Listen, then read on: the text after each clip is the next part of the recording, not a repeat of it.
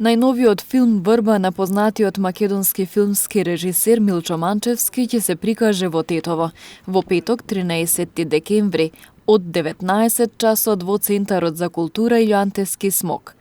Билетите по цена од 150 денари се продаваат во Центарот. Врба е шестиот долгометражен филм на Милчо Манчевски. Ја следи приказната за три македонски жени кои не го менуваат светот или општеството, но нивната борба да станат мајки ги прават хероини во филмот. Трите приказни, една средновековна, две современи, се огледуваат една во друга и се надополнуваат, истражувајќи теми на љубов, доверба и мајчинство. Главните улоги се на Сара Климовска, Наталија Теодосиева, Камка Тоциновски и Ненад Нацев. Музиката ја подпишува Кирил Џајковски.